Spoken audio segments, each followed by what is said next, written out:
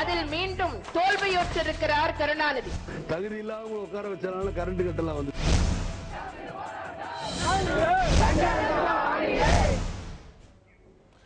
வணக்கம் நேர்களே, சத்தியம் சாத்தியம் நிகழ்ச்சி மூலமாக மீண்டும் உங்களை சந்திப்பதில் மிக்க மகிழ்ச்சி. நான் செந்தில். நேர்களே, மக்கள் சார்ந்த பல்வேறு பிரச்சனைகளை இந்த தளத்திலே நாம் தினம்தோறும் விவாதித்துக் கொண்டிருக்கின்றோம். அந்த வகையிலே உங்களின் பேராதரவோடு இந்த நிகழ்ச்சி இன்னும் சில தினங்களில் 100வது நாளை எட்ட இருக்கின்றது. ஏற்கனவே நான் பலமுறை இந்த அரங்கத்திலே அதை சொல்லியிருந்தாலும் கூட மிகுந்த மகிழ்ச்சியோடு மீண்டும் அதை நினைவூட்ட விரும்புகின்றேன். இந்த வெற்றிக்கான காரணங்களாக நாங்கள் பார்ப்பவர்களில் மிக முதன்மையானவர்கள் நீங்கள் தான். தொலைபேசியின் மூலமாகவும் மின்னஞ்சல் மூலமாகவும் கடிதங்கள் மூலமாகவும் எங்களை தொடர்பு கொண்டு தொடர்ந்து உங்களுடைய ஆதரவையும் அன்பையும் எங்களுக்கு அளித்து வந்தமைக்காக மிக்க நன்றி தெரிவித்து இன்றைய நிகழ்ச்சிக்குள் நான் கடந்து செல்கின்றேன். நேர்களே, மீண்டும் இன்றைய ஊடகங்களில் மிக பிரதானமான பிரச்சனையாக ஆக்கிரமித்திருக்கக்கூடிய ஒரு செய்தி மத்திய அமைச்சர் சல்மான் குர்ஷித் மீதான குற்றச்சாட்டு. மாற்றுத்திறனாளிகளுக்காக அவர் நடத்திய, அவருடைய மனைவியும் இணைந்து நடத்திய ஒரு அறக்கட்டளையில் கிட்டத்தட்ட 71 லட்சம் ரூபாய் அளவிற்கான ஊழல் நடைபெற்றுள்ளது. மத்திய அரசு மாற்றுத்திறனாளிகளுக்கு வழங்குவதற்கு அளித்த உதவித்தொகையான 71 லட்சம் ரூபாய் அங்கே முறைகேடாக பயன்படுத்தப்பட்டிருக்கின்றது, அதில் ஊழல் நடைபெற்றிருக்கின்றது என்ற ஒரு குற்றச்சாட்டை அரவிந்த் கெஜ்ரிவால் வைத்து அதன் தொடர்ச்சியாக சல்மான் குர்ஷித் பதவி விலக வேண்டும் என்ற கோரிக்கையோடு இன்றைக்கு போராட்டத்தை தொடங்கியிருக்கக்கூடிய ஒரு சூழலில் தொடர்ந்து காங்கிரஸ் மீது அடுக்கடுக்கான ஊழல் குற்றச்சாட்டுகள், அதில் இதுவும் ஒன்று. இந்த ஊழல் குற்றச்சாட்டுகளுக்கு ஆதாரங்கள் இருந்தால், நிரூபித்தால் நான் பதவி விலக தயார் என்று குர்ஷித் ஒருபுறம் சொல்லிக் கொண்டிருக்கக்கூடிய ஒரு சூழலில் இதெல்லாம் ஒரு குற்றச்சாட்டா? 71 லட்சம் என்பது எங்களுக்கு சாதாரண தொகை. ஒரு 71 கோடி ரூபாய் அளவிற்கு ஊழல் நடைபெற்றுள்ளது என்று சொன்னால் கூட சந்தோஷமாக இருக்கும், அதை நாங்கள் ஏற்றுக்கொள்ள தயார் என்று மற்றொரு மத்திய அமைச்சர் தெரிவித்திருக்கக்கூடிய ஒரு கருத்து இன்னும் மிகப்பெரிய ஒரு பரபரப்பை ஏற்படுத்தியிருக்கின்றது. நேர்களே, இந்த சூழலில் தொடர்ச்சியாக காங்கிரஸ் மீது வைக்கக்கூடிய ஊழல் குற்றச்சாட்டுகளை குறித்தும், இன்னொரு புறம் மமதா பானர்ஜி இந்த அரசு இன்னும் 6 மாத காலத்திற்கு பிறகு நீடிக்காது என்ற ஒரு கருத்தை தெரிவித்திருக்கின்றார். மத்திய அரசு தொடர்ந்து மக்கள் நலத்திட்டங்களுக்கு முட்டுக்கட்டை போட்டுக் கொண்டிருக்கின்றது என்ற ஒரு கருத்தை தெரிவித்திருக்கின்றார். எதிர்க்கட்சிகள் நாங்கள் ஓரணியில் திரளுவோம், அது பாஜகவோடு கைகேற்கக்கூடிய ஒரு சூழல் இந்த காங்கிரஸ் அரசிற்கு எதிராக வந்தால் கூட அதற்கும் நாங்கள் தயார் என்று கிட்டத்தட்ட அந்த துணியில் இடதுசாரிகள் இன்றைக்கு தங்களுடைய கருத்தை பதிவு செய்திருக்கக்கூடிய சூழலில் காங்கிரசிற்கு நெருக்கடி முற்றிக் கொண்டிருக்கின்றதா என்ற தளத்தில் நாம் இன்றைக்கு விவாதிக்க இருக்கின்றோம். நமது அரங்கத்திற்கு இது குறித்து தன்னுடைய கருத்துக்களை பதிவு செய்வதற்காக காங்கிரஸ் கட்சியைச் சேர்ந்த ஜோதிமணி அவர்கள் நம்மத்தில் வந்திருக்கின்றார். முனைவர் ராமசுப்பிரமணியன் அவர்கள் அரசியல் விமர்சகர் நம்மத்தில் வந்திருக்கின்றார். பாஜகவை சேர்ந்த ஸ்ரீதரன் அவர்கள் நம்மோடு இணைந்திருக்கின்றார். வணக்கம் நேரிலே. இவர்களோடு மட்டுமல்ல, உங்களோடும் இணைந்து தொலைபேசி மூலமாக திரையில் தெரிகின்ற எண்களுக்கு தொடர்பு கொண்டு உங்கள் கருத்துக்களை நீங்களும் பதிவு செய்யலாம் என்பதை மீண்டும் நினைவுபடுத்தி என்னுடைய வாதத்திற்குள் செல்கின்றேன். வணக்கம். வணக்கம். என்னுடைய முதல் கேள்வியை ஸ்ரீதரனிடமிருந்து தொடங்கலாம் அப்படின்னு நினைக்கிறேன். சொல்லுங்க ஸ்ரீதரன், தொடர்ச்சியாக குற்றச்சாட்டுகள் பாஜகவிற்கு உண்மையிலேயே ஒருவரும் ரொம்ப சந்தோஷமாக கூட இருக்கலாம் நினைக்கிறேன். தொடர்ச்சியா ஏன்னா பாஜக குற்றம் சாட்டுவதை விட கூட கெஜ்ரிவால் போன்றவர்கள் வெளியில் நின்று குற்றம் சாட்டுகின்ற பொழுது அது இதை பற்றி உங்களுடைய பார்வையின், அதுவும் சர்மா இந்த குர்ஷித் மீதான குற்றச்சாட்டு குறித்த உங்களுக்கு முதல்ல இந்த கேள்விக்கு முன்னாடி 100வது நாள் நிகழ்ச்சியை நோக்கி வெற்றி நடை போட்டுக் கொண்டிருக்கும் இந்த சத்தியம் சாத்தியமே நிகழ்ச்சியினுடைய தயாரிப்பாளருக்கும் வெற்றிகரமாக நடத்தி கொண்டிருக்கும் சகோதரர் செந்தில் அவர்களுக்கும் என்னுடைய பாரதிய ஜனதா கட்சியின் சார்பிலும் என்னுடைய தனிப்பட்ட முறையிலும் என்னுடைய மனமார்ந்த பாராட்டுகளையும் வாழ்த்துக்களையும் தெரிவித்துக் கொள்கிறேன். நீங்களே இப்போ எல்லா விஷயத்தையும் ஏற்கனவே உங்களுடைய முன்னுரையில் சொல்லியிருக்கீங்க. நம்மெல்லாம் இந்த அவையில் 1,86,000 கோடி, 1,76,000 கோடி, அப்படி பல லட்சக்கணக்கான கோடி ஊழலை விசாரித்து விட்டு இன்று சாதாரணமாக ராபர்ட் வதேரா அவர் மேலே ஒரு 300 கோடி ஊழல் போச்சு. அதை தொடர்ந்து இப்போ 71 லட்சத்துக்கு ஊழல் குறைஞ்சிருக்கு. அந்த லெவலுக்கு வந்திருக்காரு நம்மளுடைய அரவிந்த் கெஜ்ரிவாலோ யாரை கொண்டு வந்திருக்காங்க இந்த ஊழலை. இது ஒரு வகையில் காங்கிரஸ் மகிழ்ச்சி பட வேண்டிய செய்தி தான். பாஜகவுடைய சார்பிலும் சரி, பாரதத்தில் இருக்கின்ற சராசரி குடிமகன் ஆம் ஆத்மி என்று சொல்லப்படுகிறார்கள், அதே போல சராசரி குடிமகனுடைய நிலையில இருந்து பார்த்தாலும் சரி, இது இந்த நாட்டை பிடித்திருக்கின்ற ஒரு பெரிய புற்றுநோயாக இந்த ஊழல் இருக்கின்றது. அதை இந்த காங்கிரஸ் கட்சி மத்தியில் இருக்கின்ற ஆட்சி செய்து கொண்டிருக்கிறதுனால ஒரு மிகப்பெரிய வருத்தமான ஒரு விஷயம்தான்.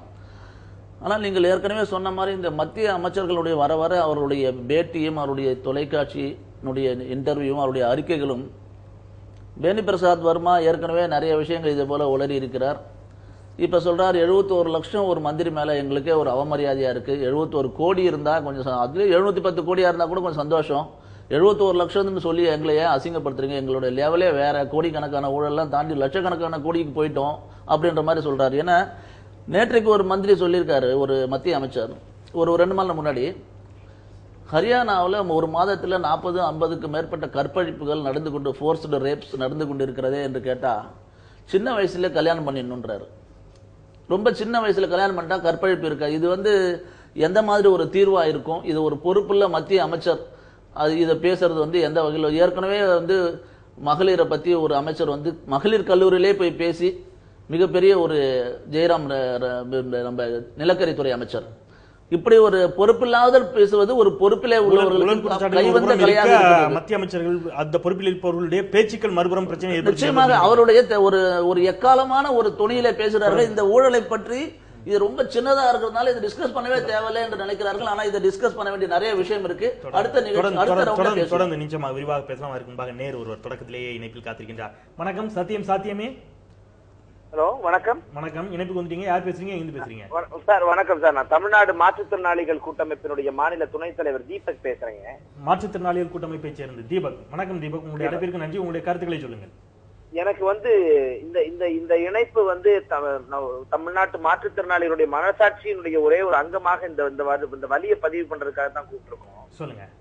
ரொம்ப மனசுல வலி வேதனையோட பேசுறேன் சார். ஏன்னா மாற்றுத்திறனாளிகளுக்காக இருக்கக்கூடிய சில சொற்ப விஷயங்கள்ல இந்த ஊழல் நடந்திருக்குங்கிறது எனக்கு எங்களால எங்க வலிகளும் எங்க முட்டி தேயும் பொழுது எங்களுக்கு ஏற்படுற அந்த வலி, எங்க கிரச்சஸ், எங்க கால் ஊனி நடக்கும் பொழுது எங்க கக்கங்கள்ல ஏற்படக்கூடிய வலிகளுக்கும் இந்த நாடுல இருந்து இந்த காசு எடுத்திருக்கிறாங்க. அதுக்கு கண்டிப்பாக இவர்கள் அத்தனை பேரும் பதில் சொல்லணும்.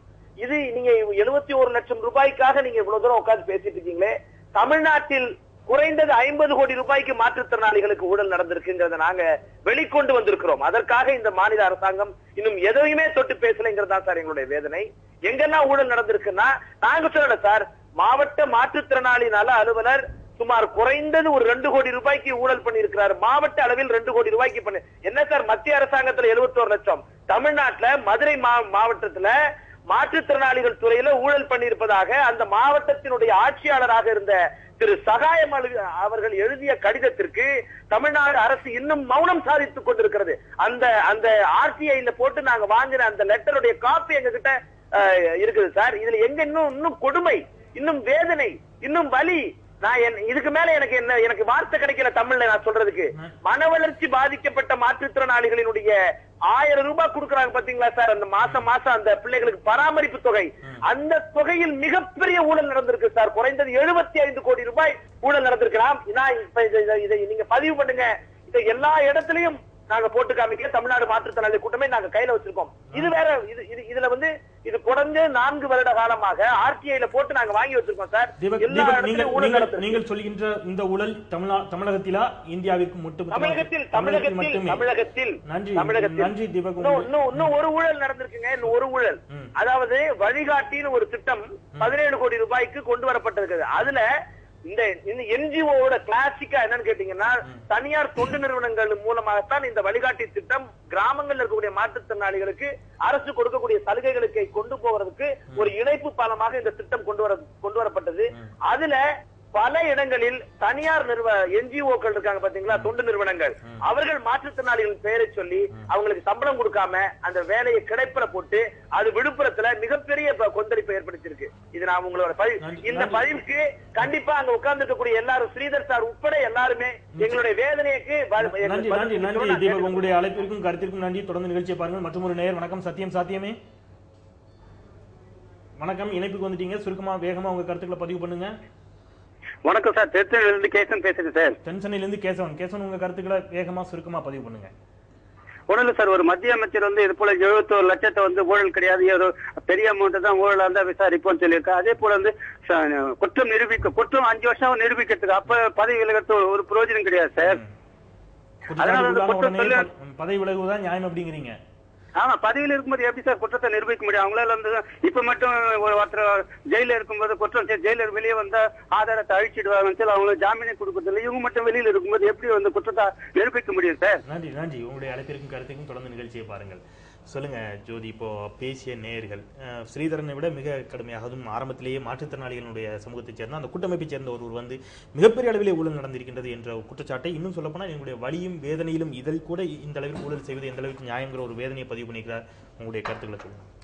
தீபக் அவர்களோட வலியும் வேதனையும் நான் பகிர்ந்து கொள்கிறேன். இது வந்து ரொம்ப ஒரு மலிவான, ஒரு மலினமான, ஒரு உடல் ரீதியாக இயற்கையாக வலியை அனுபவித்து வருபவர்களுக்கு உதவ வேண்டிய ஒரு அரசாங்கம், அது எந்த அரசாங்கமாக இருந்தாலும் சரி, இப்படி நடந்து கொள்வது அரக்கத்தனமானது. சல்மான் குர்ஷித் மீது அவர்களான குற்றச்சாட்டிற்கு இது ஒரு குற்றச்சாட்டு, ஒரு மலிவான குற்றச்சாட்டு. இந்த குற்றச்சாட்டை யார் சொல்கிறார்கள், எதற்கு சொல்கிறார்கள் என்ற பின்னணியை நாம் பார்க்காமல் இதை எதிர்கொள்ள முடியாது. அரவிந்த் கெஜ்ரிவால் அவர்கள் அண்ணா ஹசாரே என்ற ஒரு எளிய மனிதரை முன்னிறுத்தி மிகவும் மதிக்கத்தக்க, அவரது வாழ்க்கையில் குறிப்பிடத்தக்க அளவில் பணியாற்றி இருக்கிற, சமூகத்திற்காக பணியாற்றி இருக்கிற ஒருவரை முகமூடியாக முன்னிறுத்தி தனது அரசியல் லாபங்களை அடைய நினைத்த ஒரு அரசியல்வாதி. அதை அண்ணா ஹசாரே, இதைத்தான் சல்மான் குர்ஷித் அவர்கள் முதலில் இருந்து சொன்னார்கள். மத்திய அரசாங்கத்தில் இருந்த 4 மந்திரிகளில் மிக வலுவாக அரவிந்த் கெஜ்ரிவாலை ஆரம்பத்திலேயே அடையாளம் கட்டிய மந்திரி சல்மான் குர்ஷித் அவர்கள். சல்மான் குர்ஷித் அவர்கள்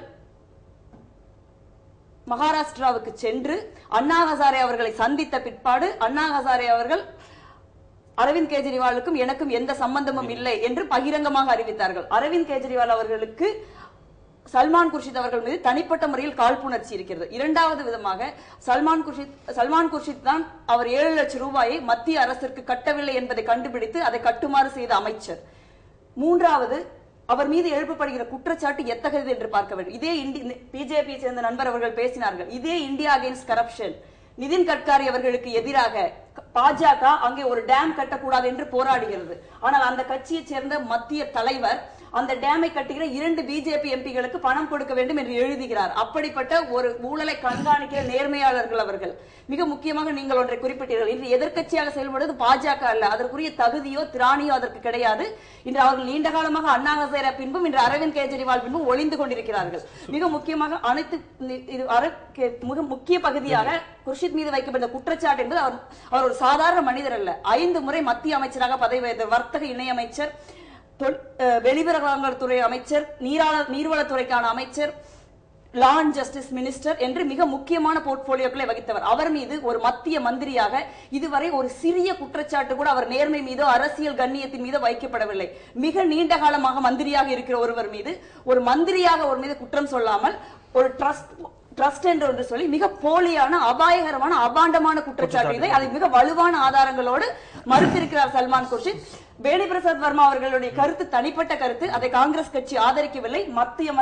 காங்கிரஸ் கட்சியின் செய்தி தொடர்பாளர்களும் மத்திய அமைச்சர்களும் மிக நேர்மையான முறையில் இந்த குற்றச்சாட்டை எதிர்கொண்டிருக்கிறார்கள். சல்மான் குர்ஷித் குற்றமற்றவர். 5 முறை மத்திய மந்திரியாக இருந்தவர். அவர் மீது அப்போது இல்லாத குற்றச்சாட்டு இப்போது என்ன? இப்ப 2 பேருடைய கருத்துக்களையும் பார்த்தீர்கள். ஒரு அரசியல் விமர்சகராக உங்களுடைய பார்வை இந்த விவகாரத்தில்? முதல்ல 2 பேர் விஷயங்கள் அவர்கள்லாம் சில விஷயங்களை எடுத்து கூறினார். அது மாதிரி சகோதரி காங்கிரசினுடைய தரப்பிலே பேசினார். நான் முதல்ல சில விஷயங்கள் எடுத்து பேச விரும்புகிறேன். அதாவது என்ஜிஓ, நான் கவர்மெண்டல் ஆர்கனைசேஷன், அரசு சாராத இயக்கங்கள் அப்படிங்கிறது யுனைடெட் நேஷன்ஸ் தான் முதல்ல இது மாதிரி ஓணும். ஏன்னா எல்லாத்தையும் அரசாங்கத்தாலேயும் செய்ய முடியாது. ஆகவே தனியார்கள் அரசாங்கத்தினுடைய அரசு அமைப்பு இல்லாமல் அரசு சாரா அமைப்பாக சில இயக்கங்கள் செயல்பட வேண்டும் என்று அவர்கள் சொன்னதன் பேரில் உலக அளவில் மிகப்பெரிய அளவிற்கு இந்த என்ஜிஓ என்கின்ற அமைப்பு நடந்து கொண்டிருக்கின்றது. அப்படி பார்க்கும் பொழுது இது வந்து சல்மான் குர்ஷித் பண்ணினது ரைட்டா தப்பாங்கிறது பிறகு பார்ப்போம். ஆனால் யாராவது இப்போ வந்து ஒரு பிசிக்கலி ஹேண்டிகேப்ட் அல்லது வேற படிப்பு இல்லாதவர்கள் அல்லது பெண்களுக்கு உதவி செய்ய வேண்டும் இப்படின்னு யாராவது செய்ய வந்தாங்கன்னா அது வந்து வரவேற்கணும். ஏன்னா அரசாங்கத்தால் எல்லாத்தையுமே பண்ண முடியாது. It is impossible for the government to do all kinds of services to the needy people. ஆகவே இந்த என்ஜிஓ என்பது அவசியம். ஆனால் இப்போ இந்தியாவை பொறுத்த வரைக்கும் எவ்வளோ என்ஜிஓ இருக்கின்றது. நான் இந்த பிறகு இப்போ மற்ற கருத்துக்களை சொல்ல விரும்புகிறேன். NGO I would like to give ஒரு இன்ட்ரோடக்ஷன் அபவுட் என்ஜிஓ. நம்ம இந்தியாவில் 2010 அந்த ஸ்டாட்டிஸ்டிக்ஸ் என்ன சொல்றாங்கன்னா 3,30,000 என்ஜிஓக்கள் இருக்கின்றார்கள் அப்படின்னு சொல்றாங்க. இதில் சிலதெல்லாம் ரெஜிஸ்டர்டு, சிலதெல்லாம் நான் ரெஜிஸ்டர்டு. அடுத்ததாக இந்த என்ஜிஓக்கள்லாம் இந்தியாவிலே இருக்கக்கூடிய நல்ல மனிதர்கள் பணக்காரர்கள் செல்வந்தர்கள் தங்களால் ஒன்றும் செய்ய முடியாதுங்கிற பட்சத்தில் யாராவது நல்ல காரியம் செஞ்சாங்களோ அவங்களுக்கு பணம் கொடுக்குறாங்க. அந்த பணத்தை வைத்துக்கொண்டு அவர்கள் உதவி செய்கின்றார்கள். மூன்றாவது இன்னொன்று என்னன்னா ஃபாரின்லேருந்து வரவழைக்கிறது. வெளிநாட்டில் இருக்கக்கூடியவர்கள் நல்ல, அது குறிப்பாக அமெரிக்கா போன்ற நாடுகளில் இருக்கக்கூடியவர்கள், இப்போ பில்கேட்ஸ்லாம் என்ன சொல்றாங்க, நீங்கள்லாம் பணமே இந்தியாவில் என்ன ஆச்சு, தர்மம் கொடுக்கறது கூட நீங்கள் தயங்குகின்றீர்கள் அப்படின்னு அவர் சொல்றார். ஸோ அந்த மாதிரி இருக்கக்கூடிய அந்த நாட்டில் இருக்கிறவர்கள் மிகப்பெரிய அளவிற்கு உதவி செய்ய அமெரிக்கா மட்டுமல்ல உலக அளவிலையும் செய்கின்றார்கள். அந்த மாதிரி இருக்கும்பொழுது, ஆனால் இதுல என்ன பிரச்சனைன்னு சொன்னா, என்ஜிஓன்னு இல்ல, forget about this Salman Khurshid Zakir Hussain trust, மற்றபடி என்ன நடந்து கொண்டிருக்கின்றதுன்னு பார்த்தா ஏராளமான ஊழலுக்கு ஒரு ஊற்றுக்கண்ணாக இந்த என்ஜிஓக்கள் இருக்கின்றன என்பதுதான் இது நிதர்சனமான உண்மை. அதாவது 65,500 என்ஜிஓஸ் அவங்க என்ன பண்ணியிருக்காங்கன்னா 31,000 கோடி ரூபாய்களை கபலீகாரம் பண்ணியிருக்காங்க. ஸோ அதாவது என்ன நல்ல காரியம், தர்ம காரியத்துக்காக கொடுத்த பணத்தை அவர்கள் அப்படியே சாப்பிட்டாங்க. அதே மாதிரி பார்த்தீங்கன்னா போன 17 வருடங்களில் என்ஜிஓ இது வந்து பிரைம் மினிஸ்டரே சொன்ன கருத்து. அது என்னன்னா கிட்டத்தட்ட 94,000 கோடி ரூபாய்கள் 17 வருடத்திலே ஒழுங்காக செலவு பண்ணவில்லை, அது எங்கேயோ போய்விட்டது, காணாமல் போய்விட்டது அப்படின்னு சொல்லியிருக்கீங்க. நீங்க இந்த லிஸ்ட்டை சொல்லிட்டு இருக்கும்போதே, ஆனால் சல்மான் குர்ஷித்தை விட்டு அப்படிங்கிற ஒரு வார்த்தையை குறிப்பிடுகின்ற பொழுது இவர்கள் எல்லாம் செய்ய, நான் வந்து ஒரு இன்ட்ரோடக்ஷன் அபவுட் என்ஜிஓ, ஏன் அதுக்காக தான் நான் இதெல்லாம் சொல்றது. அப்படி இருக்கும் பொழுது இன்னொரு முக்கியமான விஷயத்தை கவனிக்கணும். இது ஏன் நான் சொல்றேன்னா, எங்கே இருந்து அதிகமாக பணம் வருகின்றது அப்படின்னு பாத்தீங்கன்னா அமெரிக்கா தான் நம்பர் 1 நம்ம நாட்டுக்கு என்ஜிஓக்களுக்கு அதிகமாக கொடுக்கின்றவர்கள். அடுத்ததுன்னு பாத்தீங்கன்னா யூரோப்பியன் கண்ட்ரிஸ், அங்கே வந்து ஏராளமாக பணம் வருகின்றது. இப்ப அமெரிக்காவை பொறுத்த வரைக்கும் அது பொருளாதார தள்ளாட்டத்தில் இருந்து கொண்டிருக்கின்றது. ஐரோப்பாவை பொறுத்த வரைக்கும் மிகப்பெரிய ஒரு போராட்டத்திலே அவர்கள் பொருளாதாரத்தில் இருக்கிறார்கள். இப்படிப்பட்டவர்கள் இப்ப இந்த நேரத்தில் அவங்களால எப்படி பணம் கொடுக்க முடியும்? அவங்களுக்கே திண்டாட்டம். அப்படி இருக்கும் பொழுது அவர்கள் இங்கே பணம் கொடுக்கின்றார்கள் என்ற வகையிலே இருக்கின்றது. ஆக இத்தகைய என்ஜிஓக்கள் மூலமாக வெளிநாட்டு சதிகள் எல்லாம் நடப்பதாக வந்து கொண்டிருக்கின்ற, இதற்கான நாட்டையே டீஸ்டபிளைஸ் பண்ணுவதற்காக. அதே போல ஒரு திடீர்னு ஏதாவது புரட்சிகள் போராட்டங்கள் வெடிப்பதற்காக இந்த பணத்தெல்லாம் செலவு பண்றாங்க. திடீர்னு கூட்டத்தை போடுறது அல்லது தீவிரவாத இருக்கு, அது போன்ற செயல்பாடுகளுக்கெல்லாம் இந்த பணமானது செலவாகி கொண்டிருக்கிறது, முறையாக செலவிடப்படவில்லை அப்படின்னு இத்தகைய ஒரு சின்ன ஒரு இன்ட்ரோடக்ஷன் அப்படிங்கறத நான் சொல்றேன். அடுத்ததாக let us come to this trust னு பார்த்தோம்னா, அதை பற்றி நாம் விரிவாக பேசுவதற்கு முன்பாக நீண்ட நேரமாக நேர் ஒருவர் நினைப்பிருக்கின்றார். வணக்கம் சத்தியம் சாத்தியமே. வணக்கம். வணக்கம் சார். சத்தியம் சாத்தியமே சார், நான் ஸ்ரீவில்லிபுத்தூர்ல இருந்து பேசுறேன் சார். ஸ்ரீவில்லிபுத்தூர்ல இருந்து உங்கள் அழைப்பிற்கு நன்றி. நீண்ட நேரமாக காத்திருந்தமைக்கு நன்றி. உங்கள் பெயர்? சார், என்னோட பேர் அரவிந்த் சார். அரவிந்த், சுருக்கமா உங்க கருத்துக்களை சொல்லுங்க அரவிந்த். சார், நீங்க ஆரம்பத்துல சொன்னாங்களா பாஜகவுக்கு இது ஒரு சந்தோஷமான செய்தின்னு. ஆமா, உண்மையிலே இது வந்து மக்களுக்கு ஒரு கஷ்டமான செய்தி சார். மத்திய அமைச்சர் சொல்லியிருக்காரு 71 லட்சம் வந்து சாதாரண, இவ்வளவு அதுக்கு மேல நாங்க ஊழல் செய்யறோம் அந்த மாதிரி அந்த அர்த்தத்துல சொல்லியிருக்காரு. இது எந்த அடிப்படை சார்? ஒரு சர்வாதிகாரத்தரமான பேச்சு மாதிரி இருக்கு சார். இத கேட்கறதுக்கு மக்கள் வந்து கேட்க முடியாம நாங்க இருக்கோம் சார். அந்த அடிப்படையில சார் சொல்லியிருக்காரு. இதை யாராலையும் கேட்க முடியாது, நம்ம என்னன்னாலும் செய்யலாம் அப்படின்னு. சார், இவங்க பாஜகவும் காங்கிரஸும் மாறி மாறி குற்றச்சாட்டுகள் வைக்கதான் செய்யறாங்க. ஆனா அந்த நாட்டு மக்கள் தான் சார், நாங்க தான் சார் வந்து கேவலப்பட்டுட்டு கிடக்கும். இருக்க இடம் இல்லாம சாப்பிடறதுக்கு இது ஒரு கரண்ட் வசதி இல்லாம அடிப்படை தேவையில்லாம நாங்க இருக்கும் போது ஒரு ஊனமுற்றவங்களுக்கு கொடுக்கற நிதியை வந்து இவங்க வந்து இப்படி பண்றாங்க. இதுக்கெல்லாம் ஒரே தீர்வு சார். இப்படி இவங்க பண்ண மக்களோட கோபம் ஒரு நாள் புரட்சியா கண்டிப்பா வெடிக்கும் சார். என்னோட கருத்தை முடிச்சுக்கணும் சார். நன்றி. உங்களுடைய அழைப்பிற்கும் கருத்திற்கும் கிட்ட மற்றும் ஒரு நேயர். வணக்கம் சத்தியம் சாத்தியமே. ஹலோ, வணக்கம். இணைப்புக்கு வந்துட்டீங்க, உங்க கருத்துக்களை சொல்லுங்க. இல்ல இருக்க லைன்ல இருக்கேங்க. வந்துட்டீங்க, நானும் இணைப்புக்கு வந்துட்டேன். உங்க கருத்துக்களை சொல்லுங்க. அதாவதுங்க, நான் மாற்றுத்திறனாளி மட்டும் இல்ல, நாமக்கல் மாவட்டத்துல இந்த என்னமோ இந்த ஸ்கூல் பசங்களுக்கு ஒரு இது நிதி கொடுத்துருக்காங்க பாத்தீங்களா? அதுல எத்தனை ஊழல் நடந்திருக்குது. அதாவது தாழ்த்தப்பட்ட மாணவர்களுக்காக கொடுக்கப்பட்ட நிதி, உதவித்தொகை, தாழ்த்தப்பட்ட மாணவர்களுக்காக உதவித்தொகை, எத்தனை ஊழல் என்ன? இதெல்லாம் கவர்மெண்டா என்னது? அதாவதுங்க, ஹலோ சொல்லுங்க சொல்லுங்க. இன்னைக்கு லெவல்ல வந்து ஆட்சி தமிழ்நாட்டிலும் சரி இந்தியாவிலும் சரி ஓட்டு போடுறாங்க பாத்தீங்களா, அவங்கதான் முட்டாள். நன்றி நன்றி, உங்களுடைய அழைப்பிற்கும் கருத்திற்கும் நன்றி. தொடர்ந்து நிகழ்ச்சியை பாருங்கள். ஸ்ரீதரன், இந்த நேர்களுடைய பார்வையை பற்றி, ஏன்னா அவங்க பேசுகின்ற பொழுது காங்கிரஸை மட்டுமே சாடவில்லை, கிட்டத்தட்ட அதோட சேர்த்து அவங்களுடைய கோபம் பாஜகவின் மீதும் சேர்த்துத்தான் இருக்கின்றது. இருவரும் பரஸ்பரம் குற்றம் சாட்டிக் கொள்கின்றார்கள். ஆனால் நடுவில் பாதிக்கப்பட்டு நிற்பது என்னவோ மக்கள் தான் அப்படிங்கிற ரொம்ப வேதனையோட ஒரு குரல் வந்து காங்கிரஸ் கட்சி மேல இருக்க குற்றச்சாட்டுக்கு நாங்களும் சேர்ந்து வந்து கேட்கிறோமே தவிர இதுல பரஸ்பரம் குற்றச்சாட்டுன்னு ஒண்ணும் இல்ல. சகோதரி ஜோதி நிதின் கட்கரியை பற்றி அதான் சொல்ல வரேன், அதான் சொல்ல சகோதரி ஜோதி இப்ப சொன்னாங்க இல்லையா, நிதின் கட்கரி கூட வந்து ஒரு லெட்டர் கொடுத்திருக்காரு, கடிதம் கொடுத்திருக்காருன்னு. நான் அதை சொல்றேன், அவங்க சொன்னதை வந்து நானும் ஏத்துக்கிறேன்.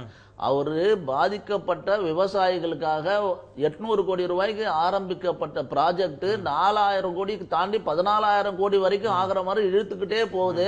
இதனால அந்த அந்த அந்த அந்த டேம்னுடைய ப்ராஜெக்ட்னால வரக்கூடிய அந்த ஒட்டுமொத்த மாவட்டத்தினுடைய விவசாயிகளுடைய நலனை பாதிக்க கூடாதுன்றதுனால அவர்களுக்காக கடிதம் கொடுத்திருக்கிறார். அதுவும் எந்த விதமான, சகோதரி சொன்னது வன்மையா மறுக்கிறேன், எந்த விதமான எம்பி பேரும் அதுல கிடையாது. அவர் வந்து அந்த விவசாயிகளுடைய நலனை பாதிக்கிறதுக்காக அந்த பணத்தை அவர் மட்டுமே அந்த கடிதத்தை கொடுக்கவில்லை. காங்கிரஸ் கட்சியினுடைய சேர்ந்த முதலமைச்சரும் அந்த முகுல் வாஸ்னிக் என்று சொல்லக்கூடிய அவரும் சேர்ந்து அந்த மத்திய அமைச்சரும் கூட அதற்காக கடிதம் கொடுத்திருக்கிறார்கள். அப்படி என்றால் பாஜகவுடைய எம்பிக்கு பணத்தை கொடுங்கள் என்று அந்த கான்ட்ராக்ட் ஒப்பந்தத்தினுடைய கொடுங்க என்று சொல்கிறாரா என்று எனக்கு தெரியவில்லை. இரண்டாவது வந்து அண்ணன் என்ஆர்எஸ் சொன்னாங்க, ஒரு சில விஷயம் சொன்னாங்க. என்ஜிஓன்னு சொன்னாலே அதுல நிறைய வந்து ஊழல் வந்திருக்குன்னு. அதே போல வந்து நம்ம நண்பர் தீபக் அவருடைய மன வலியை வந்து அவ்வளவு ஒரு விஷயமா சொன்னார். ஒரு இதயத்திலிருந்து அவர் சொன்ன விஷயம் வந்து இதுதான் நாங்களும் சொல்றோம். 71 கோடின்றத இது அரவிந்த் கெஜ்ரிவால் யோகியமா, அரவிந்த் கெஜ்ரிவாலுக்கு இதுக்கு தகுதி இருக்கா, அதெல்லாம் நான் சொல்ல வரல. அது அரவிந்த் கெஜ்ரிவாலை பத்தி நம்ம சரியா தனியா நம்ம விவாதத்துக்கு எடுத்துக்கலாம். அவர் மேல தப்பு இருந்தா நம்ம கண்டிப்பா அது வந்து தண்டனைக்குரியதான், நான் இல்லைன்னு சொல்லல. ஆனா அதுக்காகவே அவர் சொல்றது எல்லாமே தப்பு ஆயிடும். நாளைக்கே அரவிந்த் கெஜ்ரிவால் பிஜேபி மேல கூட சொல்லலாம். நாங்க என்ன சொல்றோம், நான் சொல்ல வரைக்கும் சொல்றேன், அரவிந்த் கெஜ்ரிவாலை பத்தி தனிப்பட்ட முறையில விசாரிக்க நானும் உடன்பட தயார். ஆனா நான் என்ன சொல்ல வரேன், இதுல எவ்வளவு விஷயங்கள் 71 லட்சம் சாதாரணம் என்று எடுத்துக்கொள்ள கூடாது. இரண்டாவது, ஒருவர் 5 தடவை வந்து எம்பியாக இருக்கிறார், 5 தடவை மந்திரியாக இருக்கிறார் என்பதற்காகவே அவர் வந்து குற்றமற்றவர் என்று சொல்லிவிட சான்றிதழ் கொடுத்து விட முடியாது. ஏனென்றால் இதுல நடந்திருக்கிறது. அடுத்த வருடம் ஒன்று இதை விட அதிகமான கிராண்ட் தேவை, பணம் தேவை என்பதற்காக போலியாக ஒரு கையெழுத்திட்டு இருக்கிறார். அதை அந்த என்னுடைய கையெழுத்தே இல்லை என்று அந்த ஜேபி சிங் என்ற அதிகாரி அவர்கள் மறுத்திருக்கிறார். இதை வந்து நாங்க சொல்லல, அரவிந்த் கெஜ்ரிவால் சொல்லல, சிஏஜி சொல்லல. சிஏஜி வந்து உத்தரப்பிரதேசனுடைய அரசு அகிலேஷ் யாதவுடைய அரசாங்கம் தான் இதை வந்து என்கொயரி போட்டிருக்கு. இதை வந்து அந்த அரசாங்கத்துக்கு தான் இதுக்கு வந்து இது விஷயமா வந்து மேலும் மேலும் இந்த பிரச்சனையை கிளப்பினதே உத்தரப்பிரதேசனுடைய அகிலேஷ் யாதவ் அரசாங்கம் தான். அதனால இது நான் என்ன சொல்ல வரேன்னா, இதனுடைய விஷயங்கள் வரட்டும். இவர் வந்து ஒரு சட்ட அமைச்சர், சாதாரண ஆளாலேயே ஒரு பவர்ஃபுல்லா இருக்கிற மந்திரியாலேயே வந்து சாட்சிகளை கலைக்க முடியும் அப்படின்னு சொல்லும் போது, இவர் மேலேயே இவருடைய மனைவி, இவருடைய குடும்பத்தார் நடத்தக்கூடிய அந்த ட்ரஸ்ட்லயே ஒரு பிரச்சனை வரும்போது இவ்வளவு அதாவது ஒருத்தர் சொல்றாரு, எனக்கு வந்து இந்த காது கேட்கிற கருவி கொடுக்கவே இல்லைன்னு சொல்லிட்டு ஒரு நாள் முன்னாடி சொல்றாரு. அதே ரங்கி மேஸ்திரி என்பவர் வந்து மறுநாள் வந்து இவர் கொண்டு வந்து தொலைக்காட்சி முன்னாடி நிறுத்துறாரு, இல்ல நான் புதிய கருவி கிடைக்குமே என்பதற்காக நான் இது வந்து இந்த டியூட்டட்னு சொல்லுவார்கள். இது போல இது வந்து உதாரணம். இது ஆட்சி அதிகாரத்தை பயன்படுத்தி இது போல சாட்சிகளை கலைக்க மாட்டார், கலைத்து விடுவார் என்பதற்கு ஒரு மிகப்பெரிய உதாரணம். இதை நாம் எல்லா இடத்திற்கும் பொருத்தி பார்க்க வேண்டிய கட்டாயம் இருக்கிறது. எல்லா இடத்துக்கும் இதை பொருத்தி பார்க்கலாம் நினைக்கிறீங்களா? நிச்சயமாக இல்ல, எல்லா இடத்திற்கும் பொருத்தி பார்க்கலாம் என்று சொன்னால் என்னுடைய கேள்வி, குஜராத் கலவரம் குறித்த வழக்கு விசாரணையை குஜராத் அரசாங்கத்தால் நியமிக்கப்பட்ட ஒரு சிறப்பு புலனாய்வு குழு விசாரித்து ஸ்பெஷல் இன்வெஸ்டிகேஷன் டீம் விசாரிக்கிறது ஒன்றும் குற்றமற்றவர் என்று சொன்னால், அங்கே மோடி முதலமைச்சராக இருந்து கொண்டு அவரால் நியமிக்கப்பட்ட ஒரு ஸ்பெஷல் இன்வெஸ்டிகேஷன் டீம் எப்படி ஒரு எஸ்ஐடி வந்து அவர்ல சுப்ரீம் கோர்ட் சுப்ரீம் கோர்ட்டுடைய மேற்பார்வையில் நிறுத்தப்பட்ட ஸ்பெஷல் இன்வெஸ்டிகேஷன் அரவிந்த் கெஜ்ரிவால் கேக்குறாரு, எஸ்ஐடியை வச்சு விசாரிங்கன்னு சொல்றாரு. இத கூட சொல்றாரு. நாங்க அது வரவேற்கிறோம். இல்ல சுப்ரீம் கோர்ட்டுக்கு போய் சுப்ரீம் கோர்ட் ஆர்டர் போட்ட பின்பு தான் எஸ்ஐடி வந்தது. அதற்கு முன்பு குஜராத் போலீஸ் தான் அந்த வழக்கை விசாரித்தார்கள். மோடி அதற்கு மறுத்தார். எஸ்ஐடி மோடி குற்றமற்றவர், மோடிக்கு என்னுடைய கேள்வி, ஒரு மாநிலத்தினுடைய முதலமைச்சராக அவர் இருக்கின்ற பொழுது ஒரு சட்ட அமைச்சருங்க, மத்திய சட்ட அமைச்சர், அவருடைய பிரச்சனை வரும்போது எந்த அளவுக்கு அது வந்து நியாயமா நடக்கும் நீங்க எதிர்பார்க்கறீங்க?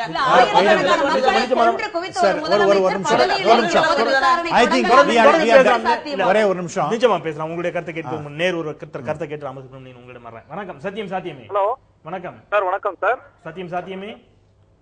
சார் சித்தூர்ல இருந்து சதீஷ்குமார் பேசுறேன். சித்தூர்ல இருந்து சதீஷ்குமார், சொல்லுங்க உங்க கருத்துக்களை. ஹலோ, இணைப்புக்கு வந்துட்டீங்க, உங்க கருத்துக்களை சொல்லுங்க. சார் இப்போ நம்ம இந்தியால தான் சார் இருக்கிறோம்.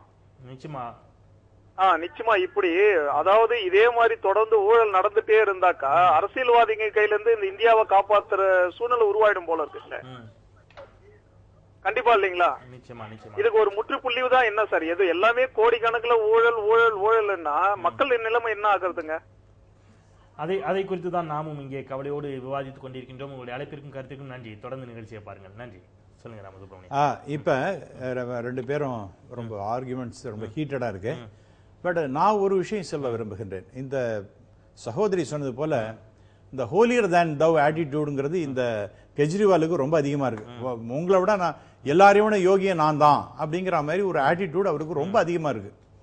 அவர் வந்து அவரையே பத்தி பார்க்கும் பொழுது அவர் வந்து இன்கம் டாக்ஸ் டிபார்ட்மெண்ட்ல இருந்தவர், ஜாயிண்ட் கமிஷனரா இருந்தவர்.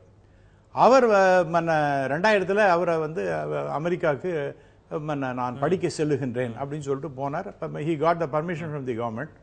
அங்கே போனார், படித்தார், படிச்சுட்டு இங்கே திரும்பி வந்தார். அங்கே அதாவது எதுக்காக போனார்னா ஒரு ஆய்வான் கரப்ஷனை பற்றி அதை எப்படி சரி செய்வது என்பதை பற்றி போய் அங்கே போனார்.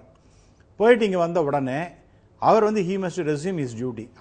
அதில் வந்து என்ன பண்ண ஆரம்பிச்சார்னா இவர் வந்து ஆர்டிஐ சட்டம் எப்படி இருக்க வேண்டும் அப்படிங்கிறத பற்றி பிரசாந்த் பூஷனோடையும் மற்றவர்களோடையும் கலந்து கொண்டு அவர் வந்து தயார் பண்ண ஆரம்பிச்சார்.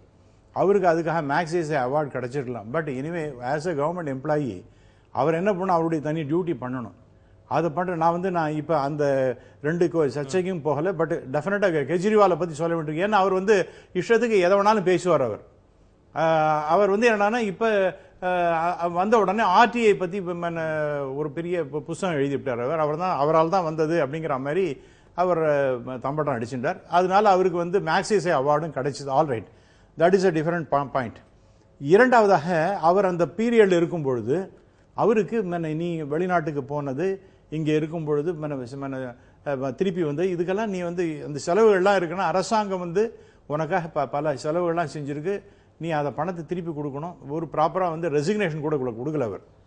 அப்படிப்பட்டவர் எவ்வளவு பணம் அவருக்கு கடைசியில் ரெசிக்னேஷனே பண்ணாத அவர் வந்து he continue to be a employee of the central government. அவருக்கு எவ்வளவு பணம்னா எல்லாத்தையும் கூட்டி கழிச்சு பார்த்தா 9,27,787 ரூபா. அதை வந்து எப்போ கொடுக்குறார்? 2011 கொடுக்குறார். 3/11/2011 அந்த பணத்தை செட்டில் பண்றார். நான் வந்து அந்த ப்ரொடெஸ்ட்ல நான் கொடுக்குறேன் அப்படிங்கிறார். அப்ப அவருடைய ஐடியாவே என்னன்னா ஹி வாண்ட்ஸ் டு பிகம் ஒரு பாலிட்டிஷியன். எப்படி சரியா இருக்கும் அப்படிங்கிறீங்க? அதுதான் அவருக்கு வந்து ஒரு பாலிட்டிஷியன் ஆகணும்னு ஒரு ஆசை வந்துருது. அவர் வந்து இவங்க சொன்னது போல அந்த நல்ல மனுஷர் அந்த அண்ணா ஹசாரேங்கிறவர் அவரை வந்து பயன்படுத்திட்டு ஒரு முகமூடியா இருந்து அண்ணா ஹசாரேவை நல்ல மனிதர் என்று கூட அவர் என்றைக்கு அரசியல் கட்சி நான் ஆரம்பிக்க மாட்டேன் என்று சொன்னாரோ அதன் பிறகுதான் காங்கிரஸ் சொல்ல ஆரம்பிச்சது. அதற்கு முன்பு கூட இதே மேடையில் கூட அண்ணா ஹசாரேவின் மீதான ஒரே நிமிஷம் நான் முடிச்சுடுறேன். அண்ணா ஹசாரே பொறுத்த வரைக்கும் கூட அவர் நல்ல மனுஷனா இருக்கலாம். அதற்காக அவர் வந்து அவருடைய மார்க்கங்கள் வந்து சரி கிடையாது. அவர் காந்தியவாதி அப்படின்னு சொல்லிட்டு அவருக்கு ஒரு அந்தஸ்து கொடுத்தது, சமூக அந்தஸ்து கொடுத்தது என்ன RSS தான். ஏன்னா நான் அதே இடத்துக்கு நான் ராலேகாந்த் சித்திங்கிற அங்கெல்லாம் அவர் வந்து நல்ல காரியம் செஞ்சிருக்காருன்னா அவருக்கு ஒரு முகவரி கொடுத்ததுங்க RSS. அதே கண்ணாபன வெய்ய ஆரம்பிச்சோம். அதனால அவரை பத்தியே டவுட் இல்லை. இதுதான் காங்கிரஸ் வைத்த குற்றச்சாட்டு. ஹசாரேவை பின்னால் இருந்து இயக்குவர்கள் பாஜக என்ற குற்றச்சாட்டை காங்கிரஸ் வைத்ததா இல்லை அப்படிங்கறத என்னுடைய கேள்வி. இல்லை, ஹசாரா அண்ணா இரண்டு விஷயங்களை தெளிவாக சொல்ல வேண்டும். ஃப்ளோர் ஆஃப் த பார்லிமெண்ட்ல ராகுல் காந்தி அவர்கள் குறுக்கிட்டு பேசும்பொழுது மிக தெளிவாக அவர் சொல்லி இருக்கிறார். the credit goes to Anna, bringing the corruption into center stage, the credit goes to Anna Hazare. Beyond record, floor of the parliament, Rahul Gandhi registered this. People like Digvijay Singh எல்லாருமே வந்து அண்ணா ஹசாரேவிற்கு பின்னணியில் பாஜக இயங்குகிறது இன்றும் நாங்கள் சொல்கிறோம். அண்ணா ஹசாரேவுக்கு பின்னணியில் இருந்து பாஜக இயங்குவதற்கு காரணமானவர்கள் அரவிந்த் கெஜ்ரிவாலும் கிரண் பேடியும் தான். இன்றும் அவர் சொல்கிறார், நிதின் கட்காரி மீது நாங்கள் 16ஆம் தேதி வந்து குற்றச்சாட்டை சொல்வோம், அதற்கு கெவிட்டாக தான் நண்பர் அவர்கள் முன்பே தற்காட்பூத்தியை கையாள்கிறார்கள். அதெல்லாம் மிக சாதாரணமானது. இன்றும் நாங்கள் சொல்கிறோம், பிஜேபி தான் இதற்கு பின்னணியில் இருக்கிறது. ஒரு எதிர்க்கட்சி களத்தில் நின்று போராடக்கூடிய தகுதியை திராணி அது இழந்து விட்டது. ஊழல் ஊழல் என்று சொல்கிறார்கள். நிலக்கரி சுரங்கத்தில் 1,60,60,000 கோடி என்று சிஏஜி சொன்ன பொழுது அதற்கு காங்கிரஸ் கட்சி சரியான பதிலை சொல்லியது. அதைத்தான் திருப்பி சுப்ரீம் கோர்ட் சொல்லியது. இந்த சுப்ரீம் கோர்ட் சொன்ன பிறகு பாஜக அதை பற்றி சத்தமே இல்லை. ஏன்னா ஒரு பொறுப்பான எதிர்க்கட்சி என்பது ஒரு தவறு நடக்கிற பொழுது நீங்கள் தட்டி கேட்க வேண்டும். தவறே நடக்காத பொழுது நீங்கள் ஊழல் ஊழல் என்று சொன்னால் உண்மையாக ஒரு பிரச்சனை வருகிற போது எதிர்க்கட்சி அந்தஸ்தை நீங்கள் இழந்து விட்டீர்கள். அப்படிதான் பாஜக எதிர்க்கட்சி இழந்தது. சல்மான் குர்ஷித் விவகாரத்தை நான் மீண்டும் வழி வர விரும்புகிறேன் என்றால் இது ஊழல் அல்ல. அவர்கள் சொன்னார்கள், அவர் வந்து மந்திரியா இருக்காரு, 5 முறை மந்திரியா இருந்தா மட்டும் விட்டுறலாமா? நாங்க வந்து 5 முறை அவர் மந்திரியாக இருக்கிறார், அதற்காக விட வேண்டும் என்று சொல்லவில்லை. 5 முறை மிக முக்கியமான பொறுப்புகளை ஹேண்டில் செய்த சல்மான் குர்ஷித் அவர்கள் ஒரு மந்திரியாக அப்பழுக்கற்றவராக இருந்திருக்கிறார். அப்படிப்பட்டவர் மீது இவர் மலிவான குற்றச்சாட்டுகள் ஏற்றுக்கொள்ளக்கூடியதல்ல, அதை அவர் நிரூபித்திருக்கிறார். இரண்டாவது, அவர் சாட்சிகளை கலைத்து விடுவார் என்பது மிக மலிவானது. அது வந்து பாஜகவுக்கு பழக்கமாக இருக்கலாம். உத்தரப்பிரதேச அரசாங்கம் லெட்டர் எழுதியோடு நிற்கவில்லை. காங்கிரஸ் ஆளுகிற காங்கிரஸ் கட்சியில் இருக்கிற மந்திரியாக இருக்கிற ஒருவர், சமூக நீதி மற்றும் அதிகாரங்களுக்கான அமைச்சர் இந்த கடிதத்திற்கு விசாரணைக்கு உத்தரவிட்டிருக்கிறார். இது கேஜரிவால் சொல்வதற்கு முன்பு நடந்திருக்கிறது. ஒரு சல்மான் குர்ஷித் அவர்கள் சாட்சியை கலைப்பவராக இருந்தால் சமூக நீதி அதிகாரங்களுக்கான அமைச்சகத்தை விட வலுவான பொறுப்பு வகிக்கிற ஒரு அமைச்சர் அதை ஆரம்பத்திலேயே தடுத்திருக்க முடியும். அப்படி செய்யக்கூடியவர் அல்ல. ஏனென்றால் சல்மான் குர்ஷித் அவர்கள் நேர்மையாளர் மட்டுமல்ல, அரசியல் மிகவும் கண்ணியமானவர். ஒருபுறம் இத்தனை நேர்மையாக நாங்கள் விசாரணை செய்ய தயாராக இருக்கிறோம் என்று சொல்லிக் கொண்டிருக்கக்கூடிய காங்கிரஸ், மறுபுறம் ஏன் இந்த குற்றச்சாட்டிற்கு மிக ஆதரவாக சல்மான் குர்ஷித் குற்றமற்றவர், அவர் அப்படி செய்திருக்க வாய்ப்பே இல்லை, அதுவும் 71 லட்சம் என்பது ஒரு அமைச்சருக்கு மிக சாதாரணமான விஷயம். காங்கிரஸ் கட்சியின் கருத்து அல்ல, அது அவருடைய சொந்த கருத்து. காங்கிரஸ் கட்சியின் கருத்து அதுவல்ல. என்னுடைய ஒரு கேள்வி இல்ல குர்ஷித்தை ஆதரித்து பேசுவதை காங்கிரஸ் கட்சியின் கருத்தாக பார்க்கக்கூடிய காங்கிரஸ், குர்ஷித் மீதான இது போன்ற ஏதாவது ஒரு சர்ச்சைக்குரிய கருத்துக்களை சொல்கின்ற பொழுது அது காங்கிரஸ் கட்சியின் கருத்து இல்ல. குர்ஷித் விவகாரம் என்று இல்லை, எந்த விவகாரமாக இருந்தாலும் ஒரு சர்ச்சைக்குரிய கருத்தை ஒரு மத்திய அமைச்சர் வெளியிடுகின்ற பொழுது அது காங்கிரஸ் கட்சியின் கருத்து அல்ல என்று சொல்வது எந்த அளவுக்கு ஏற்றுக்கொள்ளக்கூடிய? தனிநபர்கள் ஒவ்வொருவருக்கும் கருத்து இருக்கலாம். மிக முக்கியமான ஒரு விஷயம் என்னவென்றால், நேற்றுக்கு ஒரு செய்தியாளர் சந்திப்புல ஒரு உணர்ச்சியினுடைய கோபத்தினுடைய வெளியில உச்சகட்டத்துக்கு போய் தெருவிலே இருக்கின்ற நாய்கள் குலைப்பதற்கெல்லாம் நாம் பதில் என்று ஒரு மத்திய அமைச்சர் பேசுவது அதுக்கு காரணம் ஒரு அதுக்கு நான் காரணம் சொல்றேன். நான் சொல்றேன், எவ்வளவு ஒரு அவருக்கு உள்ள மனசுக்குள்ளார அந்த வேகம் கொதிப்பு இல்லை என்றால் இதுல எவிடன்ஸ் இருக்கிறது என்பதை சகோதரிக்கு நான் நிறைய தடவை, ஏனென்றால் அவர் நேற்றைக்கு ஒரு பத்திரிகை செய்தியை காட்டியிருக்கிறார். அதிலே அவர் குறிப்பிட்ட நாளிலே இந்த புகைப்படம் எடுத்தது என்பதற்கும் பத்திரிகையிலே இருக்கிற அந்த தினசரி செய்தியிலே இருக்கின்ற பேப்பர்ல இருக்கின்ற அந்த நாளுக்கும் வித்தியாசம் இருக்கிறது. அவர் அதே போல மாற்றுத்திறனாளிகளுக்கு கொடுத்தேன் என்று சொல்லியிருக்கின்றாரே, அந்த மாற்றுத்திறனாளிகள் இறந்து போய் பல வருடங்களானவர்களுக்கு எல்லாம் கொடுத்ததாக கொள்ளிருக்கிறார்கள். ஒரு சிலது அந்த நிதியை மாற்றுத்திறனாளிகளுக்கோ அல்லது ஊனமுற்றவர்களுக்கோ ஒதுக்க வேண்டிய நிதியை அது வேற விஷயத்துக்கு செலவு பண்ணவே கூடாது என்று இருக்கின்ற சட்ட விதிகளுக்கு மாறாக அதை திருத்தி வேற ஒரு விஷயத்துக்கு செலவு பண்ணி நீங்க சொல்லலாம் எதுக்காக, ஆனால் ஆதாரங்கள் கிடையாது.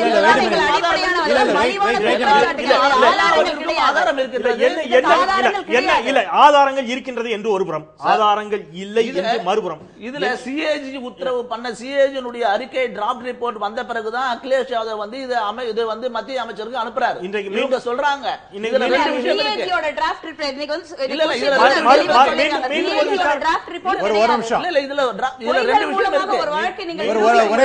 ரெண்டு விஷயம் இருக்கு. இதுல அகிலேஷ் யாதவ் வந்து மத்திய அரசை வந்து பிளாக்மெயில் செய்வதற்கு அவருக்கு ஒரு ஆயுதம் கிடைத்ததாக அவர் மீண்டும் விசாரணை செய்வ உத்தரவிட்டிருப்பது கூட இந்த வழக்கை நீர்த்து போக செய்யும் என்ற ஒரு குற்றச்சாட்டையும் இன்றைக்கு கெஜ்ரிவால் என்னிடம் ஆதாரம் இருக்கிறது. மத்திய அரசை பயமுறுத்துவதற்காக என்று தான் நான் நினைக்கிறேன். தொடர்ந்து பேசலாம். ஆதாரங்கள் இருக்கின்றது என்று நீங்கள் சொல்கின்றீர்கள், ஆதாரங்கள் இருந்தால் கொடுங்கள் என்று இவர்கள் சொல்கின்றார்கள். ராமசுப்ரமணியனுடைய கருத்தையும் கேட்க வேண்டியிருக்கின்றது. அதுக்கு முன்பாக நாம் ஒரு சிறிய இடைவெளி எடுத்துக்கொண்டு வரலாம். நேர்களை காத்திருங்கள். அதில் மீண்டும் தோல்வியுற்றிருக்கிறார் கருணாநிதி. தகுதி இல்லாம உட்கார வச்சனால கரண்ட் கட்டலாம் வந்து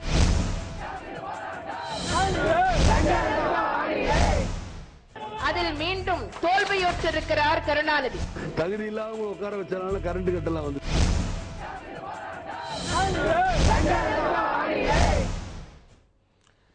சிறிய இடைவெளிக்கு பிறகு மீண்டும் சத்தியம் சாத்தியம் நிகழ்ச்சி உங்களை அன்புடன் வரவேற்கின்றேன். நேர்களே, சல்மான் குர்ஷித் மீதான ஒரு ஊழல் குற்றச்சாட்டு. 71 லட்சம் ரூபாய் அளவிற்கு மாற்றுத்திறனாளிகளுக்காக நடத்தப்பட்ட அறக்கட்டளையில் நிதி மோசடியில் ஈடுபட்டார் அவர் என்ற ஒரு குற்றச்சாட்டை அரவிந்த் கெஜ்ரிவால் வைத்திருக்கின்றார். தொடர்ந்து காங்கிரசுக்கு எதிராக ஊழல் குற்றச்சாட்டுகள் அடுத்தடுத்து வைக்கப்பட்டுக் கொண்டே இருக்கின்றது. இந்த சூழலில் இது குறித்த ஒரு விவாதத்தை இன்று நிகழ்த்தி கொண்டிருக்கின்றோம்.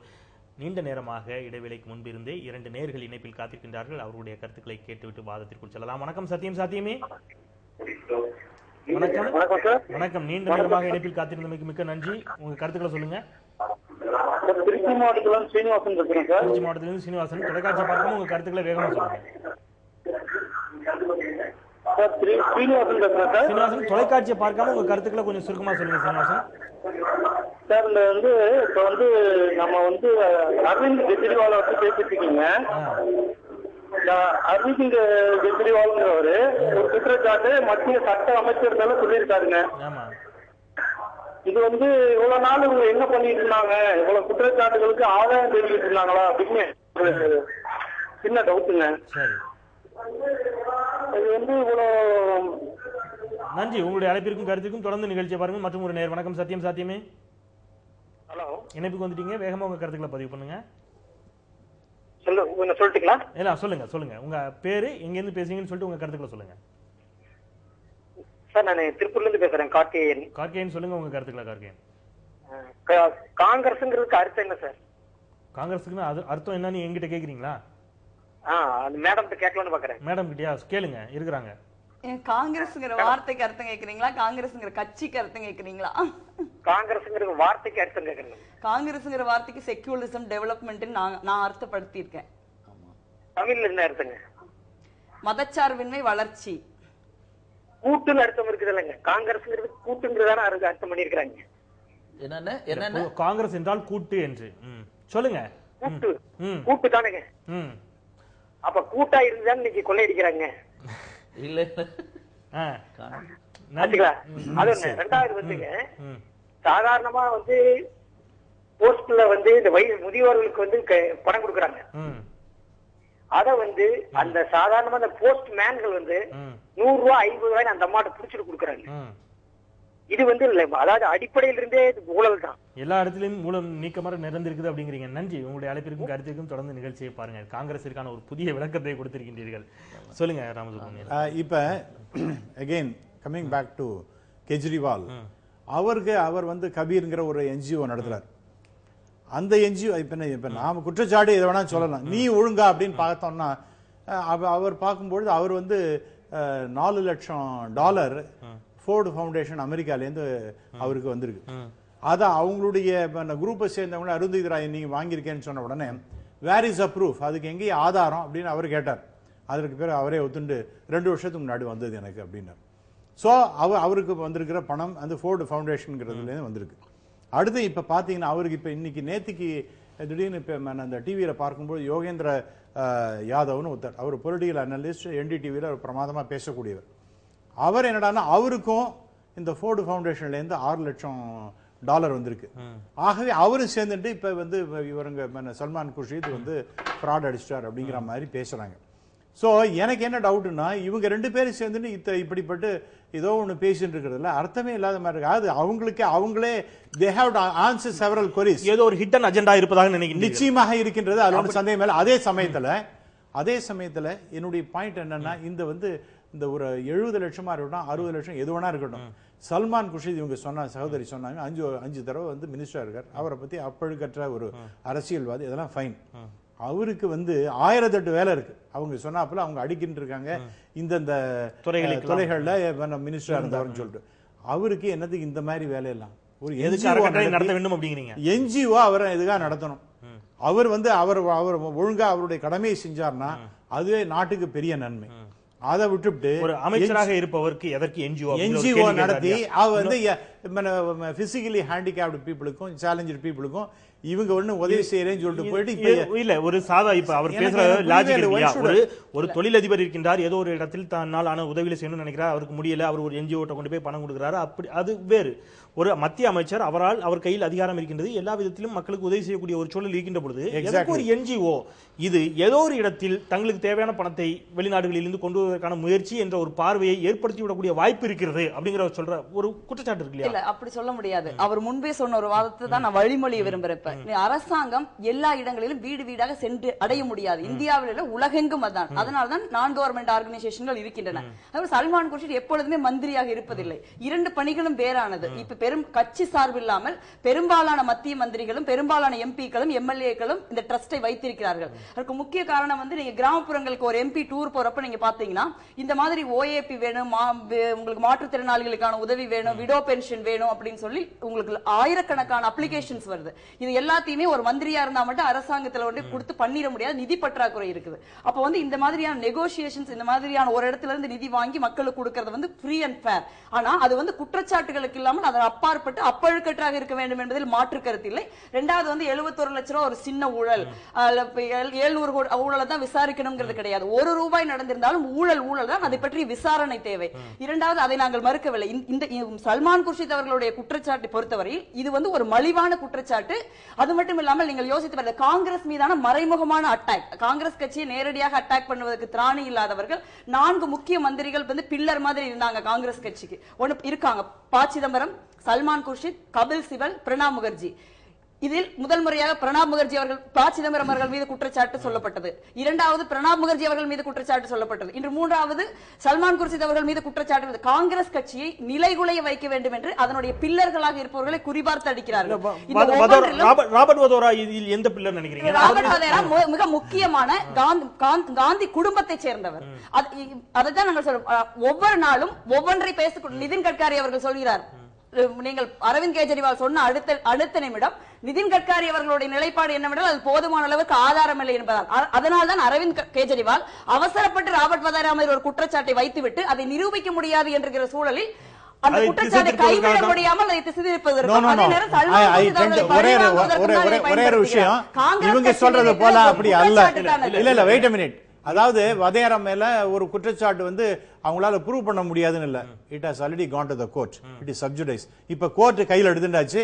இவர் அதை பத்தி அதிகமா பேசுவதற்கு அவருக்கு ரைட் கிடையாது. ஆகவே எதை வேணாலும் பேச முடியாது. நோ ஆதாரங்களை நீங்க கோர்ட்ல சமர்ப்பிக்கணும். அது நடந்துட்டு இருக்கும் பொழுது அவுட் சைட் த கோர்ட் நாம பாட்டு இஷ்டத்துக்கு பேச முடியாது.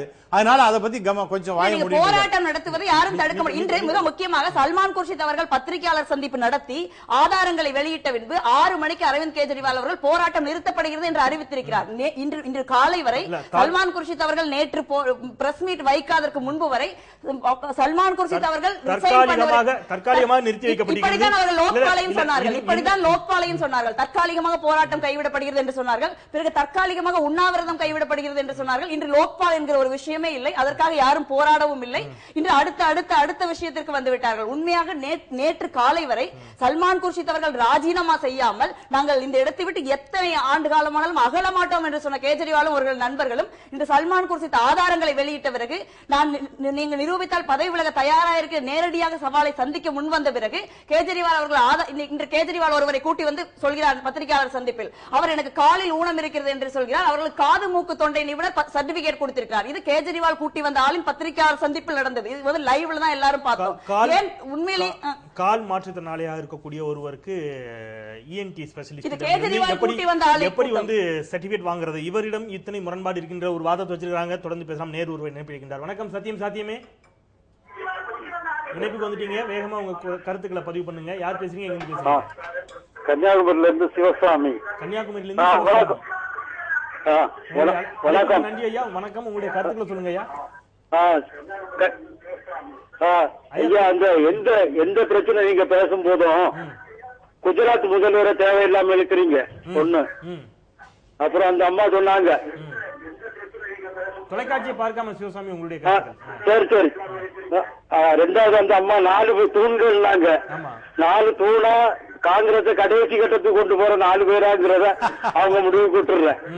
இல்லைங்க, அதை மக்கள் முடிவு செய்வாங்க சகோதரர்களே. மக்கள் முடிவு செய்வார்கள். நீங்களோ நானோ தனிநபராக ஜனநாயகத்தில் எதையும் முடிவு செய்ய முடியாது. சிவசாமி, உங்களுடைய அழைப்பிற்கு கருத்திற்கும் மிக்க நன்றி. தொடர்ந்து நிகழ்ச்சியை பாருங்கள். ஸ்ரீதரனுக்கு ஆதரவாக உங்களுடைய கருத்துக்கள் இருந்த வகையிலே அவர் ரொம்ப சந்தோஷமா இருக்கிறார். மற்றும் ஒரு நேயர். வணக்கம் சாத்தியமே. இணைப்புக்கு வேகமா உங்க கருத்துக்களை பதிவு பண்ணுங்க. பெருந்துறையிலிருந்து ஜெயபால் பேசுறேன் சார். ஜெயபால், பெருந்துறையிலிருந்து உங்க கருத்துக்களை சுருக்கமா சொல்லுங்க சார். ஜோதிமணி மேடத்துக்கிட்ட ஒரு 2 கேள்வி கேட்கணும் சார். கேளுங்க. அதாவது எலெக்ஷன் இப்போ பிரதமர் வந்து வாக்குறுதி கொடுத்தாரு, 100 நாளுக்குள்ள சுவிஸ் பேங்க் இருக்கிற பணத்தை எல்லாம் கொண்டு வருவேன்னு சொல்லிட்டு சொன்னாங்க. அது அப்படியே மறந்துட்டாங்க. அதுக்கப்புறம் அதை பத்தி பேச்சே இல்லைங்க. அதே மாதிரி இந்த 2G இடத்துல எல்லாம் ப்ரூஃப் ஆயிட்டே வருது ஒவ்வொன்னா. இந்த அம்மா எல்லாத்தையும் பொய்ன்னு சொல்ல போறாங்களா?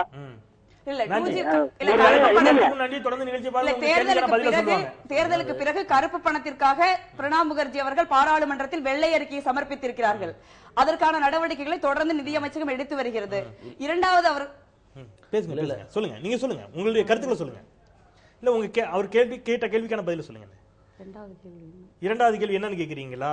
ஏன் வந்து இன்னும் இந்த விவகாரங்களை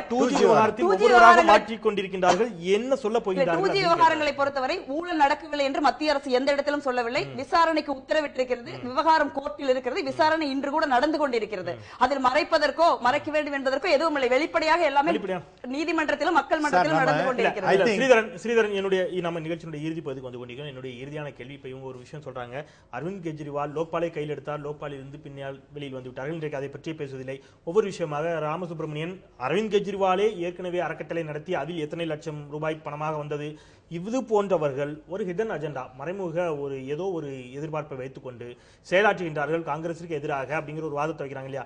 நீங்கள் ஆதாரம் இருக்கின்றது என்கிறீர்கள். இறுதியான உங்களுடைய கருத்துக்களை ஒட்டுமொத்த மக்களே காங்கிரசுக்கு எதிராக இருக்கிறார்கள். காங்கிரஸ் என்றால் என்ன என்று ஒரு நண்பர் கேட்டாரு, சகோதரியால சரியான விளக்கம் சொல்ல முடியல. உண்மையான விளக்கம் காங்கிரஸ் என்றால் கரப்ஷன் என்பது ஆகிவிட்டது. ஏனென்றால் 100 நாட்களிலே வந்து வேலை வாய்ப்பை உருவாக்கி தருவேன், 100 நாட்களிலே சுவிஸ் வங்கியில் இருக்கிற பணத்தை என்று அனைத்து வாக்குறுதிகளையும் காற்றிலே பறக்க விட்டு இன்றைக்கும் சொல்கிறார்கள், நாங்கள் 65 ஆண்டுகளாக இந்த அளவுக்கு வந்து இந்த பெரும்பாலான நாட்கள் பாரதத்தை ஆண்டு உண்டு. ஆனால் இன்றைக்கு எந்த அளவிலுமே ஒரு வளர்ச்சி இல்லாத நிலைமையிலே பாரதத்தை வைத்திருக்கிறார்கள். இதுல இன்னும் நிறைய விஷயங்கள் சகோதரி சொன்னது மறுக்கிறதுக்கு காரணம், இந்த 4 பேர் தான் வந்து காங்கிரஸை காப்பாத்துறாங்கன்னு இல்லை. ஒருவர் 18 மந்திரிங்க மேல ஊழல் இருக்கு, நிறைய ஊழல் இருக்கு. ஒண்ணு வேணா வந்துட்டு இருக்கு. 2G எல்லாம் மறந்து போகல. 2G விட பெருசு 1,76,000 போது அதோட நிலக்கரி 1,86 வருது, அதோட அதிகமா வருது. ஒரு நாளும் ஒரு ஊழல். இன்றைக்கு இந்த வாரம் இந்த ஊழல், அடுத்த வாரம் எந்த ஊழல் என்று எனக்கு தெரியாது. இதை விட பெரிய ஊழலா வர்றதுக்கு வாய்ப்பு இருக்கு. இன்னும் நிறைய இருக்கு. இன்னும் ஒரு 1.5 வருடத்துக்குள்ளார இன்னும் சோனியா காந்தி மேலேயே கூட ஊழல் வரதுக்கு இருக்கு. அதுக்கு பிறகு ராகுல் காந்தி அவர்கள் மேல கூட ஊழல் வரதுக்கான வாய்ப்பு இருக்கு. பிரதமர் மேலேயே ஊழல் இல்லை, பிரதமர் மேலேயே ஊழல் வந்துவிட்ட பிறகு அதற்கு அடுத்து அவர் 20 தான் நம்ம இறுதி பகுதிக்கு வந்துட்டு கன்னியாகுமரியிலிருந்து பேசிய நேரு கூட ஒரு கேள்வியை கேட்டிருந்தார், எங்கு சுற்றினாலும் நீங்கள் ஏன் மோடிக்கு வருகின்றீர்கள்? என்ன கேட்டார்? ஊழல் எடியூரப்பாவின் மீதான ஊழல் குற்றச்சாட்டுகள் இருக்கின்றன. ஊழல் குற்றச்சாட்டுகள் என்பது கேளுங்க, எந்த எடியூரப்பா இப்ப மந்திரியா? சல்மான் குர்ஷித் சட்ட அமைச்சர், முதல்ல ராஜினாமா பண்ணுங்க. வெளியில இருந்து வெளியில இருந்து நீங்க வந்து கர்நாடகாவே நாரிய விரகம் கூட நீங்க அதெல்லாம் இல்ல. சல்மான் குர்ஷித் முதலிலே ராஜினாமா பண்ண வேண்டும். முதலிலே சல்மான் குர்ஷித் இதெல்லாம் வேடிக்கை பார்த்து கொண்டிருக்க பிரதமருக்கு மிகப்பெரிய பொறுப்பு இருக்கு. அவரும் கூட இதுல ராஜினாமா செய்ய வேண்டும். இந்த விஷயத்தில் அடுக்கடுக்கான ஊழல், பாஜக தலைவரும் கூட அதைத்தான் சொல்லிக்கின்றார், நீங்கள் ஆட்சியை கலைத்து விட்டு தேர்தலை சந்திங்கள் என்று. ஒருவேளை பாஜகவிற்கு அரியணையில் உடனடியாக ஏறிவிட வேண்டும். மக்கள் கஷ்டப்படுறாங்க, மக்கள் கஷ்டப்படுறாங்க. இல்ல, இன்னும் ஒரு நாளும் இந்த அரசாங்கம் நீடிக்க இந்த ஒட்டுமொத்த மக்களும் மிகப்பெரிய ஒரு சோதனைக்கு வேதனைக்கு உள்ளாவார்கள். இல்ல, இறுதியாக ஒரே விஷயம், இந்த ஆபரேஷன் திருதராஷ்டிரன் என்று இந்த இதுல பேர் வச்சிருக்காங்க. திருதராஷ்டிரன் வந்து உங்களை பத்தி தெரியும், இந்த மகாபாரதத்துல ஒரு நேரம் அர்ஜுனனை கிட்ட வர சொல்லி அர்ஜுனனை வந்து நான் ஆலிங்கம் பண்ணணும் வான்னு சொல்லி திருதராஷ்டிரன் கூப்பிடுறார் பீமனை. அப்ப வந்து கண்ணன் வந்து பீமனுக்கு பதிலா ஒரு இரும்பு பீமை கொண்டு அங்க நிறுத்துறாரு. அப்ப திருதராஷ்டிரன் அதை ஆலிங்கம் பண்றி அந்த இரும்பு தூணை தகர்த்து எறிகிறார். அதை போல இன்றைக்கு யூபிஏ என்ற காங்கிரஸ் என்ற திருதராஷ்டிரன் கையிலே இந்திய மக்கள் அந்த இரும்பு தூணை போன்ற சுக்குநூறாக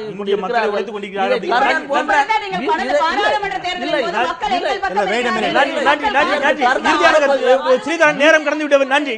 ஒற்றை வரியில் நேரம் கடந்து விட்டது. ஒற்றை வரியில் ராமசுப்ரமணியன் ஒற்றை வரியில். டெஃபினட்டா வந்து அவர் இது வந்து ஒரு நல்ல நாகரிகமாக தெரியவில்லை. இவங்க சொல்றாப்புல ஒரு மினிஸ்டர் வந்து இந்த மாதிரி ஹெல்ப் எல்லாம் பண்ணணும் அப்படிங்கறதெல்லாம் அவசியம் கிடையாது. அவர் 1000 பேரை கை காமிச்சு நீ பண்ணுப்பான்னு சொன்னா செய்வதற்கு ஆள் இருக்கிறார்கள். அவர் வந்து இது எடுத்துனது wait a minute please allow me to talk. I think you have talked enough. You have talked enough. அதனால இந்த நேரத்தில் வந்து சொன்னாங்கன்னா அது வந்து பண்றதுக்கு ரெடியா இருக்கு. ஆனால் இவர் என்ஜிஓ அங்க நடத்துறதுங்கிறது ஐ திங்க் முறையற்ற செயலாக தான் படுகிறது. இது வந்து ஒண்ணு. இரண்டாவதாக அதே சமயத்தில் பிஜேபிக்கு இது வந்து இந்த கெஜ்ரிவாலை வந்து சப்போர்ட் பண்றது அது அவங்களுக்கு பிரச்சனையை முடிக்கும். ஏன்னா நாளைக்கு வந்து நிதின் கட்கரியை பத்தி நான் பேச போறேன்னு சொல்லிருக்காரு.